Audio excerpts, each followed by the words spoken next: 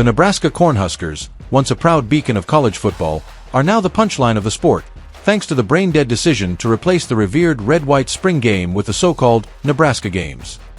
This isn't a celebration, it's a comedy routine, a day-long mockery of a storied program that's been gutted by spineless leadership. Mark April 26, 2025, as the day Nebraska football died, replaced by a circus of unwatchable events that no fan, recruit, or self-respecting Nebraskan could possibly stomach. Let's preview this travesty and mourn the end of a tradition that's been a cornerstone of the state since the 1920s. A preview of the Nebraska Games, a laughable lineup. The Nebraska Games, billed as a fall sports preview, is nothing but a desperate attempt to distract fans from the fact that the athletic department has thrown football under the bus. Here's what they're serving up instead of the red-white spring game, a tradition played annually since 1950. Football activities at Memorial Stadium. Don't expect anything resembling actual football. Instead, you'll get 7-on-7 games and skills competitions. Glorified flag football that's about as exciting as watching paint dry. These snooze fests, seen on TV during Pro Bowl weekends, are unwatchable after 5 minutes. Players juking and trash-talking over one-handed catches with no tackling? Yawn. To make this embarrassment even worse, they're dragging back former players, likely out of shape, middle-aged has-beens, to mix with the 2025 roster. Nothing screams, "We're a joke," like pitting current athletes against washed-up alumni in a game that's not even football. This is what Nebraska thinks will fill Memorial Stadium. Good luck. Women's flag football exhibition. In a move that defies logic, Nebraska is replacing a real spring game with a women's flag football match between Midland University and a Nebraska intramural all-star team at 1 p.m. Let's be clear, this isn't about disrespecting women's sports, but swapping out a Division I football scrimmage for an exhibition of a sport that's barely a footnote is an insult to fans and recruits alike.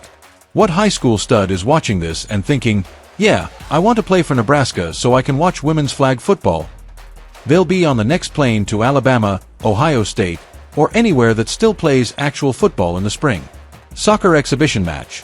At 4:30 p.m., Hibner Stadium hosts a soccer game against Wyoming. Free admission, because even Nebraska knows no one's paying to watch this over a spring football game. Soccer has its place, but replacing the visceral intensity of Husker football with a low-stakes kickabout is a slap in the face to every recruit who dreams of running out of the tunnel at Memorial Stadium. Why would a blue-chip linebacker choose Nebraska when they're peddling soccer instead of smash-mouth football? Volleyball spring match. The 6:30 p.m. volleyball match against Kansas at the Bob Devaney Sports Center is the one event that makes sense. Nebraska's women's volleyball program is a powerhouse, and fans love it. But here's the catch. Volleyball works as a complement to a spring football game, not a replacement. A real spring day in Lincoln starts with a red-white game. Then you grab a beer and head to the Devaney for volleyball. Without football, it's just a sad afterthought, like dessert without dinner. Fan experiences and cash grabs. Tours of the Osborne Legacy Complex, a Husker equipment sale, and a food truck festival round out the day. These are standard, uninspired add-ons you'd find at any county fair or third-rate festival. They're not unique to Nebraska, and they're certainly not a reason to ditch a football game. The athletic department is clearly banking on nostalgia and overpriced gear to distract fans from the fact they've been robbed of their tradition. The death of Nebraska football. The red-white spring game wasn't just a scrimmage.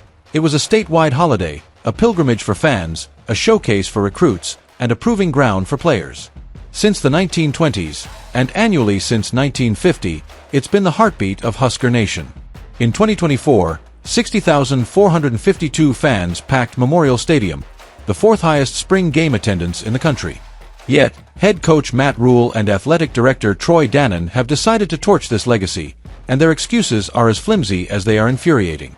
They claim the spring game exposes players to scouting and poaching via the transfer portal. Are you kidding? Every player on Nebraska's roster is already a known commodity. There's film, stats, and social media hype. One spring game isn't going to suddenly make rivals notice a hidden gem. If anything, showcasing talent in front of 60,000 screaming fans would attract more recruits, not scare them away. Nebraska's robust NIL program, one of the best in the Big Ten, ensures players are well compensated to stay. Hiding them in 7-on-7 drills sends the message that Nebraska's scared of its own shadow. Then there's the injury excuse. Yes, injuries happen. Demetrius Bell and Bly Hill went down in 2024. But football is a contact sport. Players can get hurt in practice, in the weight room, or crossing the street. Canceling the spring game to avoid injuries is like canceling the season to avoid losses. Why not play starters for a quarter, then let backups and walk-ons shine? Instead, Rule and Dannon are treating players like fragile porcelain, sending a pathetic message to recruits: come to Nebraska, where we'll bubble wrap you except on fall Saturdays. No wonder top prospects are looking elsewhere. A conspiracy of cowards. This isn't just incompetence, it's a betrayal. Rule and Dannon are followers, not leaders, jumping on a trendy bandwagon of canceling spring games because Texas and Ohio State did it. But Nebraska isn't Texas. Nebraska is a football state, where the Huskers are religion, and the spring game is a sacred right. This move reeks of ulterior motives, political, social, or financial agendas that have infiltrated college football. Rule's talk of adapting to the modern game is a smokescreen for cowardice. He's afraid of scrutiny, afraid of injuries, afraid of losing players. And Dannon, who should be the steward of tradition, is complicit in this gutless surrender.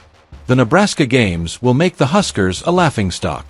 Recruits will see a program that's abandoned football for flag football and soccer, and they'll run to schools that still have the guts to play. Fans will stay home, unwilling to pay $10 to watch a glorified pickup game. Memorial Stadium, once a cathedral of college football, will echo with emptiness, a monument to what was. The end of an era. The Nebraska games aren't a preview of the future, they're a eulogy for Nebraska football.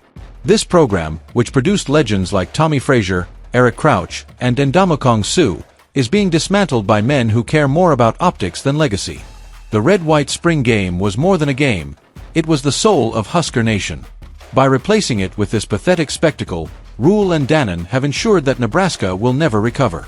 April 26, 2025, isn't a celebration, it's a funeral.